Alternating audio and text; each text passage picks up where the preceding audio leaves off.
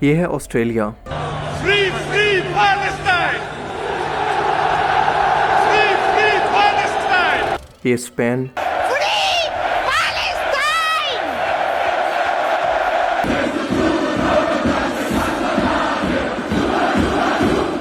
یہ ایمسٹرڈیم،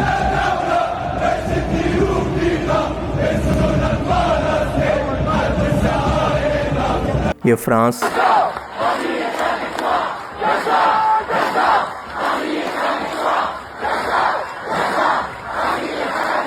یہ ناروے اور یہ برطانیہ، یہ پورا کا پورا یورپ اور پوری دنیا، اور یہ ہے اسرائیل کا سب سے اہم ترین شہر تل اویو۔ We are here blocking now the roads in Tel Aviv. We will not agree to starvation of people. We will not agree to killing children. This is done by our government. پوری دنیا میں اس وقت آپ کو بس ایک ہی منظر دیکھنے کو ملے گا کہ لوگ غزہ پر بھوک اور ظلم کے خلاف سڑکوں پر نکل آئے ہیں۔ الحمدللہ آخرکار پوری دنیا جاگ کر انسانیت کے نام پر اکٹھی ہو رہی ہے، چاہے ان کا مذہب جو بھی ہو، ملک، رنگت، نسل جو بھی ہو، پر ان لوگوں کے لیے سب سے پہلے ہے انسانیت۔ اور یہ مناظر ہمیں بتا رہے ہیں کہ آج بھی دنیا میں ایسے لوگ موجود ہیں جو کہ اپنے لاکھ اختلافات کے باوجود بھی مظلوم پر ظلم ہوتا دیکھ کر اس کو برداشت نہیں کر سکتے، اور اسرائیل پر اتنا برا وقت اس سے پہلے کبھی نہیں آیا۔ آپ امیجن کریں کہ پورا یورپ جو کہ ایک وقت کے اندر اسرائیل کا نہ صرف سپورٹر اور اتحادی تھا، بلکہ غزہ اسرائیل جنگ کے اندر نہ صرف اس کی مالی اور سفارتی سپورٹ کر رہا تھا، آج اس کی حالت یہ ہو چکی ہے کہ اپنی عوام کے غزہ کے فلسطینیوں کے حق کے اندر مسلسل احتجاج اور بائیکاٹ سے اتنا پریشان ہو چکے ہیں کہ ایک ایک کر کے اب 2 اسٹیٹ سولوشن کی بات کر رہے ہیں، یعنی اسرائیل اور فلسطین 2 الگ ملکوں کو الگ الگ شناخت دی جائے۔ اور میرے خیال میں موجودہ حالات کے مطابق یہ فلسطین کے لوگوں کے لیے بہت ہی اچھی خبر ہے، کیونکہ اگر ان لوگوں کو ایک بار پرامن جگہ پر اپنے گھروں کے اندر پاؤں ٹکانے کا موقع مل گیا تو انشاءاللہ یہ آنے والے وقت کے اندر خود ہی باقی فلسطین پر بھی کنٹرول حاصل کر لیں گے، لیکن اس وقت اپنے سروائیول کے لیے ان کے پاس اس سے بہتر کوئی آپشن نہیں ہے۔ Open the border! اور اس کا اندازہ آپ اس بات سے لگا لیں کہ پچھلے 6 مہینے سے غزہ کے اندر کھانا پینا اور ایڈ بلاک تھی، اور اب جا کر کہیں اردن، UAE، سعودی عربیہ کو امداد بھیجنے کی اجازت ملی ہے، پر یہ کوئی مستقل حل نہیں ہے، کیونکہ یہ امداد غزہ کے لوگ آخر کتنے دن استعمال کر لیں گے۔ آج بھی غزہ کے اندر روزانہ کی بنیاد پر کئی سو لوگ بھوک سے مر رہے ہیں، اور ان کی نسل کشی اسی طرح سے جاری ہے، اور اسرائیلی فورسز ان پر اتنا ظلم کر رہی ہیں کہ اپنے فن کے لیے ان بلڈنگز کو دھماکے سے اڑا رہی ہیں۔ جی ہاں، آپ نے صحیح سنا، ذرا یہ ویڈیو دیکھیں جس کو یوٹیوب پالیسی کی وجہ سے میں بلر کر رہا ہوں، لیکن اس کے اندر دیکھا جا سکتا ہے کہ 2 لوگ اپنے بچے کے جینڈر ریویل کے لیے غزہ کے اندر موجود ایک بلڈنگ کو دھماکے سے اڑا دیتے ہیں، اور اس سے نکلنے والے رنگ سے جینڈر ریویل کر کے خوب ہنستے ہیں، اور صرف اس ایک دھماکے کے اندر نہ جانے کتنے بے گناہ فلسطینی اپنی جان کی بازی ہار چکے ہوں گے۔ اب اسی ظلم و جبر کے خلاف نکل کر آسٹریلیا کے لوگوں نے تو کمال ہی کر دیا۔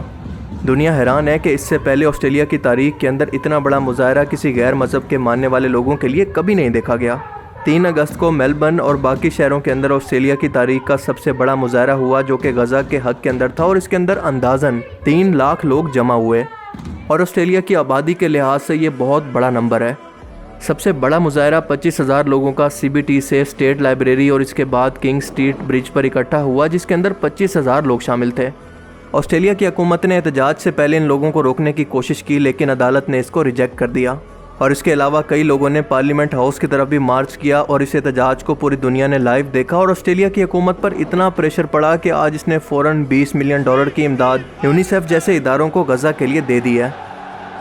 اور اس کے علاوہ ایک سب سے بڑی خبر یہ ہے کہ سپتمبر 2025 تک، یعنی اسی سال، کینیڈا، فرانس، UK فلسطین کو ایک الگ ریاست کے طور پر تسلیم بھی کر لیں گے۔ دنیا کے ان ترقی یافتہ ملکوں کو غزہ کے معاملے پر گھٹنوں پر لانے کے پیچھے اصل طاقت ان کی عوام کی ہے، کیونکہ ان ملکوں کے اندر ابھی بھی ڈیموکریسی موجود ہے۔ ان ملکوں کے اندر عوام کی حکومت ہے، عوام کی رائے یہاں پر مانی رکھتی ہے، اور حکومت اپنا لاکھ فائدہ دیکھے لیکن اگر وہ عوام کی نہیں سنے گی تو دوبارہ کبھی بھی اقتدار میں نہیں آ سکتی۔ اور دوسری وجہ ہے یوکرین۔ آپ سبھی لوگ جانتے ہیں کہ یوکرین رشیا وار کے دوران جس طرح سے امریکہ نے پہلے یوکرین کو ہلہ شیری دے کر روس کے خلاف کھڑا کیا، اس کو لڑوا دیا، اور اس کے بعد اس کو ٹائم آنے پر اکیلا چھوڑ دیا، اور اس سب کو دیکھ کر یورپ کو اپنے سروائیول کا خطرہ لگ گیا ہے کہ کل کو ان کے ساتھ بھی ایسا ہو سکتا ہے، لہٰذا ان ملکوں کو وہ پالیسی بنانی چاہیے جو کہ ان کے ملک کے مفاد میں ہو، نہ کہ اسرائیل اور امریکہ کے مفاد میں۔ جبکہ سلوینیا، ناروے، آئرلینڈ، اسپین جیسے ملک پہلے ہی فلسطین کو تسلیم کرتے ہیں۔ اب سوال یہ ہے کہ اگر پورا یورپ جو کہ اس وقت اسرائیل کو ایک الگ ریاست تسلیم کرتا ہے، اگر فلسطین کو بھی ایک الگ ریاست مان لیتا ہے تو فلسطین کو اس کا کیا فائدہ ہوگا؟ اس کا جواب ہے کہ یہ خود مختار ریاست اپنے ملک کے فیصلے کرنے والی مضبوط ترین ریاست بن جائے گی، جس ملک سے چاہے اتحاد کرے اور جس سے چاہے دشمنی رکھے، اور اس میں اسرائیل یا باقی دنیا کا کوئی عمل دخل نہیں ہوگا۔ یہ ملک اپنے مفاد کے اندر بنا کسی کی روک ٹوک کے فیصلہ سازی کر سکے گا۔ اس کے علاوہ یہ یونائٹڈ نیشن کا ممبر بن سکتا ہے اور اپنی آواز پوری دنیا کو سنا سکتا ہے، اور ظاہر ہے کہ باقی دنیا اسرائیل کو اس کو سننے کے بعد مجبور کرے گی کہ کوئی قبضہ یا جاریت اس پر ختم کرے۔ اور اس کے علاوہ باقی انٹرنیشنل آرگنائزیشن کے اندر بھی فلسطین ایز اے ممبر شامل ہو سکتا ہے، اور ان تمام یورپی ملکوں کے اندر فلسطین کے سفارت خانے کھلیں گے، ان کے سفیر ہوں گے اور ان کا اپنا پاسپورٹ ہوگا۔ پوری دنیا یہ مانے گی کہ فلسطین ایک متنازع علاقہ نہیں بلکہ ایک الگ سے ریاست ہے۔ IMF اور ورلڈ بینک جیسے ادارے بھی فلسطین کو امداد دے سکیں گے۔ گوگل میپس جو کہ آج کے ٹائم کے اندر فلسطین کے نقشے کو صرف اسرائیل کی صورت میں دکھاتا ہے، اس کو بھی چینج کر کے فلسطین کو الگ ریاست کے طور پر دکھانا پڑے گا۔ اور ان سب چیزوں سے بڑھ کر اب فلسطینیوں کو احساس ہوگا کہ ہاں ہم اپنے ملک کے اندر آزاد ہیں۔ پر اسرائیل اور امریکہ اب تک اس کے خلاف ہیں اور لابنگ کر رہے ہیں کہ یورپ کو کیسے منائیں اور اس سے باز رکھیں۔ اور اسرائیل نے تو یہ اعلان کر دیا ہے کہ وہ ہر صورت غزہ کو ہتھیا کر ہی دم لے گا۔ اور دوستو سچ تو یہ ہے کہ اگر یورپی ملک فلسطین کو ایک الگ ریاست تسلیم کر بھی لیتے ہیں تب بھی زمینی حقائق نہیں بدلیں گے، اور زمینی حقائق یہ ہیں کہ فلسطین خود اپنے ڈیفنس کی طاقت نہیں رکھتا، اور جب تک کوئی مسلمان ملک یا پھر خود یورپ دفاع کے لیے فلسطین کی مدد نہ کرے تب تک اس 2 اسٹیٹ سولوشن کا بھی پریکٹیکلی کوئی فائدہ نہیں۔ آپ ذرا یہ سینیریو امیجن کر کے دیکھیں کہ فلسطین ایک الگ ریاست کے طور پر اپنے ڈیفنس کے لیے کوئی ملٹری یا ہتھیار خریدے اور اسرائیل یہ سب کچھ دیکھ کر بس ہاتھ پر ہاتھ دھرے بیٹھا رہے، اس پر کوئی ایکشن بھی نہ لے۔ کیا یہ پاسبل ہے؟ ہم اس ملک کی بات کر رہے ہیں جو کہ اپنے سے کافی دور یمن، لبنان اور ایران تک اپنے سیلف ڈیفنس کے اندر اٹیک کر چکا ہے۔ یورپ کا فلسطین کو ایک الگ ریاست کے طور پر تسلیم کرنے کا یہ فیصلہ جنگ سے کچھ وقت کے لیے بریک تو دے سکتا ہے، مگر اسرائیل کے اثر کو مکمل طور پر ختم نہیں کر پائے گا۔ بلکہ آپ کو سچ بتاؤں تو یورپ اپنے ملک کے لوگوں کو لالی پاپ دے رہا ہے، ٹرک کی بتی کے پیچھے لگا رہا ہے، کیونکہ سپتمبر آتے آتے تو ہم سبھی لوگ جانتے ہیں کہ تسلیم کرنے کے لیے وہاں پر کچھ بھی نہیں بچے گا، جتنی وہاں پر تباہی ہو چکی ہے۔ اور اگر واقعی یہ لوگ اس مسئلے کو لے کر سیریس ہیں تو اسرائیل کو برابر کی ٹکر دینا ہوگی جیسے ایران نے اس کو دیا ہے، ورنہ صرف اسرائیل کو تسلیم کرنے سے کوئی فرق نہیں پڑے گا، کیونکہ ہم نے دیکھا کہ پوری دنیا نے احتجاج کر کے آواز اٹھائی ہے لیکن وہ اپنی حرکتوں سے باز نہیں آنے والا جب تک کہ اس کو ایران کی طرح برابر کی ٹکر نہ ملے۔ اور انشاءاللہ اس کی شروعات ایسے ہو چکی ہے کہ پوری دنیا اس وقت اسرائیل کے خلاف کھڑی ہو چکی ہے، مظاہرے ہو رہے ہیں، اور اس کے گھر کے اندر بھی مظاہرے اتنی شدت اختیار کر چکے ہیں کہ آنے والے کچھ مہینوں کے اندر کچھ بہت بڑا ہو سکتا ہے، کیونکہ پوری دنیا اس وقت تمام اختلافات کو بلا کر انسانیت کے نام پر اکٹھا ہو رہی ہے،